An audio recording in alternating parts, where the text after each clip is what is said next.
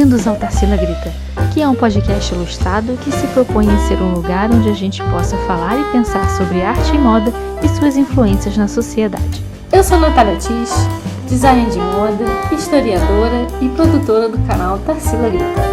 Eu sou Isabel Carvalho, historiadora da arte, mestre em estudos contemporâneos das artes e produtora de conteúdo do Tarsila Grita. Nós temos uma terceira componente, a Luciana Tis, formada em marketing e restauradora. Ela é nossa editora e colaboradora de conteúdo do Tarsila Grita. Oi gente, estamos de volta com mais um episódio da Tarsila Grita e hoje nós vamos falar sobre a Madame de Pompadour. Oi gente, aqui é a Luciana Viana, restauradora, e eu vou falar um pouquinho da Madame de Pompadour. Ela foi amante do rei Luís XV e dizem, né? A história conta que ela e ele se conheceram num baile em 1745. Ela estava fantasiada de pastora, e aí a gente vê na imagem uma pintura que é só para exemplificar mais ou menos o que seria uma pastora naquela época. E ele, o rei Luís XV, estava fantasiado como uma árvore. Naquela noite, a história conta que a carruagem dela foi vista do lado de fora dos apartamentos de Luís XV. Embora muita gente não acreditasse que esse seria um relacionamento longo, em poucas semanas ela já estava morando dentro do Palácio de Versalhes. Dizem que ela era uma pessoa muito notável e que ela ofereceu uma série de versões intoxicantes para ele, encenando peças, cantando, assumindo o papel principal das peças que ela escrevia e apresentava para ele, e o rei achou muito lisonjeiro aquilo. Ela não veio de uma família nobre, seu pai fez fortuna trabalhando para uma família de francistas poderosos e corria o boato de que seu verdadeiro pai era um dos muitos amantes da mãe dela, o que explicaria o fato de um coletor de impostos chamado Charles Lenormand pagar pela educação da Madame de Pompadour. Ela foi preparada para o sucesso nos altos círculos da aristocracia. Segundo a historiadora Eveline Levy, em seu livro Madame Pompadour, Uma Vida, quando ela era criança, uma cartomante previu que um dia ela seria amante do rei. Então sua educação escolar foi em convento, complementado por aulas de voz e elocução e no teatro parisiense. Ela teve um casamento arranjado. Depois de casada, ela cultivou um salão, um círculo de escritores, jornalistas, artistas e filósofos. Suas ambições iam muito além da vida como esposa e mãe. Em 1745, ela se tornou amante do rei. Concluiu que não seria um caso de curto prazo. E aí, depois que ela conseguiu o apartamento dela em Versalhes, ela arranjou uma separação formal do marido atual e organizou para que a filha fosse cuidada em outro lugar. O rei Luís XV conseguiu um título para ela, de marquise, para que ela pudesse frequentar a corte, e aí ela se viu no lugar de destaque na corte francesa. Ela tinha uma paixão especial por porcelanas. Ela comprou centenas de objetos de todos os tipos e formas, estilos e cores, e alguns dos quais se tornaram associados a ela, em particular formas ornamentadas em estilo rococó e uma cor específica. Ela colocou muita energia na promoção de fabricantes franceses, e em sua homenagem foi criada uma cor conhecida como Rosa Pompadour. É a cor de fundo rosa inventado pela empresa Sèvres em 1757. Era uma cor que nasceu de uma base de púrpura de cássio e ouro coloidal, que são partículas que não são visíveis ao olho nu, e deu esse tom rosa que a gente está vendo nesse par de vasos de porcelana holandesa. Então a Madame Pompadour teve uma cor inventada em sua homenagem graças à promoção e ao incentivo, em especial dessa empresa Sèvres. Ela sofreu muitos abortos. Por volta dos 40 anos, ela sofria muito de problemas de saúde. E por volta de 1750, o relacionamento com o rei praticamente acabou. Como amante real, mas ela não estava disposta a renunciar da sua posição de poder. Em vez disso, ela se mudou para um conjunto maior de apartamentos dentro de Versalhes e usou a arte para refazer a sua imagem dentro da corte. Ela sempre foi notável cantora e atriz, entretendo o rei e a corte em impressionantes produções teatrais, e foi uma patrona de longa data das artes visuais. A Madame de Pompadour começou a encomendar imagens de si mesma com base no tema da amizade a artistas como Boucher, Nattier, Van Loo, Latour e Pigalle, e fez amizade com muitos filósofos e escritores do período, incluindo Fontenelle, Crebillon e Voltaire. Nessa imagem, nesse quadro, a gente vê o seu retrato final e mostra uma mulher de meia idade personalidade respeitável,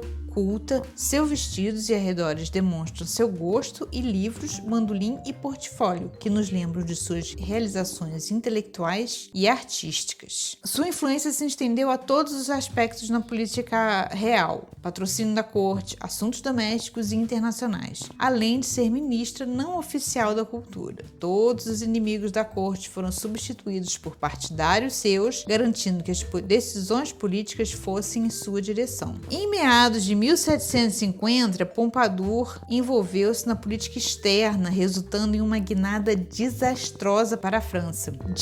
A história conta que a influência de Pompadour foi indiretamente responsável pelo início da Guerra dos 7 Anos, na qual a França sofreu uma derrota humilhante. Assim, a de popularidade de Luís XV despencou e Pompadour foi considerada uma má influência tanto dentro quanto fora da corte. Ela morreu em 1764 com apenas 43 anos. Um pouquinho antes da conclusão desse último retrato que a gente viu. Agora eu vou falar algumas coisinhas assim, muito interessantes sobre esse quadro que a gente está vendo, que é de François Boucher, e ela foi originalmente pintada como um retrato retangular para o irmão dela, como presente, Abel François, o Marquês de Marigny. Depois de ser danificado no transporte, o retrato foi estendido para todos os lados, provavelmente pelo próprio Boucher. Então, assim, o retrato foi danificado no deslocamento até o destino dele e ele puxou as laterais da tela para consertar o problema. O retrato da Marquesa na sua penteadeira, e tem uns detalhes interessantes. A representação do espelho foi alterada de prata para laca verde por volta de 1759, quando muitos cortesãos entregaram seus metais preciosos para apoiar a guerra contra a Grã-Bretanha. Cerca de uma década depois, a tela pode ter sido remodelada em formato oval para se adequar ao gosto da época. O legal é o detalhe do retrato do rei em seu pulso. Ele representa com decoro o vínculo entre ela e o rei. A assinatura e a data de 1758 encontradas acima da cadeira são adições muito posteriores, então o quadro ele foi modificado ao longo do tempo. E muito interessante é esse quadro também dela, feito por Delatour. Demorou algum tempo para ele poder, até o momento em que ela fez a encomenda e a entrega do quadro, que foi até de 1749 ou 48 até 55, eles passaram por várias etapas até conseguir ser feito e entregue esse quadro dela. Ele é um pastel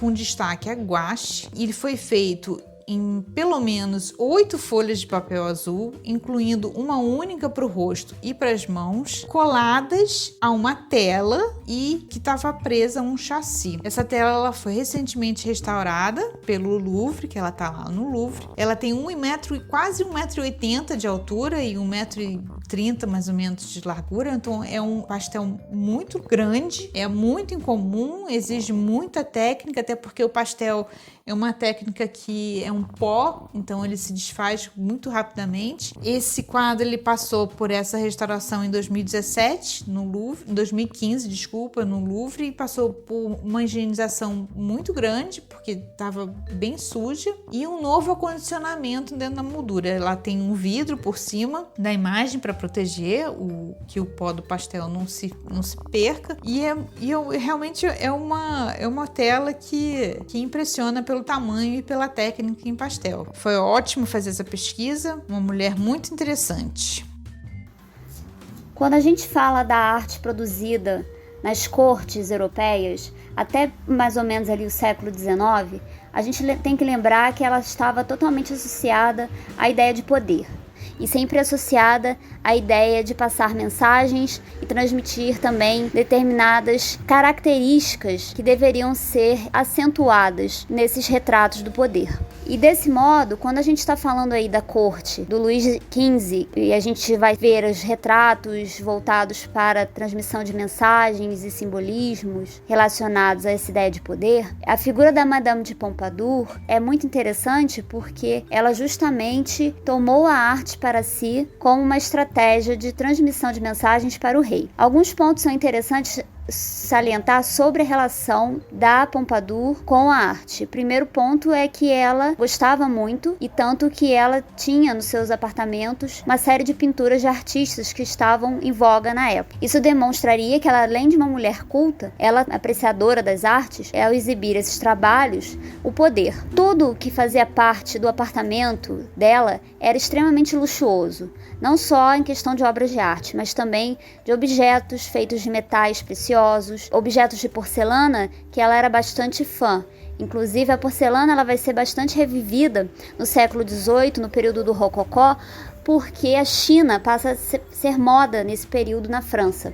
É o que a gente chama de chinoiserie. Então, tudo que era chinês era feito ali uma releitura, uma apropriação para adaptar ao estilo rococó. No momento em que a Pompadour deixa de ser interessante para o rei, ela começa cada vez mais a investir em arte, em retratos. Ela encomenda diversos retratos que passam mensagens em torno da característica dela de ser culta, de ser uma mulher que aprecia as artes, que lê, e isso tudo era para justamente chamar a atenção do rei, mostrando, olha como é que eu sou culta, olha como é que eu sou especial. Ela encomenda alguns retratos, por exemplo, do François Boucher, o do Maurice Latour e também com François Drouet. Os três foram artistas muito importantes na corte do Luís XV. No caso do François Boucher, a gente percebe no quadro vários elementos da estética rococó, não só pela questão da roupa, mas também da própria decoração. E como eu falei, a gente consegue ver alguns símbolos que destacam o conhecimento, a intelectualidade da retratada. O quadro dele mostra um livro na mão, como se ela estivesse lendo e parasse. Perto desse lugar onde ela está sentada tem uma mesa de cabeceira com uma pena e também alguns livros. Isso demonstra que ela, além de ler, também escrevia. No quadro do Maurice Latour,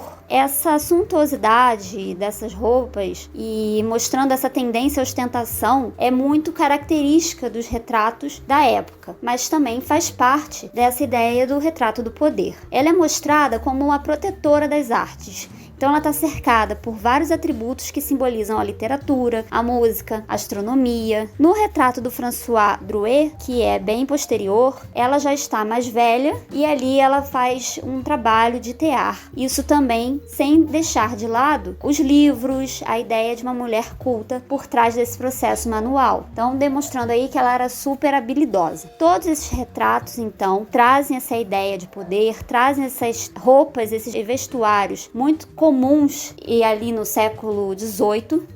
Por se tratar de uma mulher muito influente na corte, gostar de artes, cantar e atuar, o que na época era bem importante na corte francesa, seus vestidos acabaram sendo copiados por todas. Por ser uma mulher muito instruída e bonita, isso refletiu-se na moda, seus gostos e vestidos e acessórios. Seus vestidos retratam bem a moda da época. O famoso robe à la française, um vestido com uma abertura frontal que caía por cima do panier, a saia por baixo que ficava à mostra com seus bordados, na parte de cima vinha um peitilho sempre bordado ou decorado com laços e flores. A manga era sempre na altura do cotovelo, muito decorado ou com rendas. Para fazer esse volume, eram colocados os babados removíveis que se chamavam engagement. Eles podiam ser feitos de rendas ou de linho, ou de tecidos bordados. Eram sempre mais compridos na parte de trás. Na parte de trás dos vestidos, a prega Watteau, em homenagem ao pintor Jean-Antoine Watteau, por retratar com excelência em suas pinturas esse estilo de prega. Consistia em duas pregas na parte das costas, vindo do decote na parte de cima.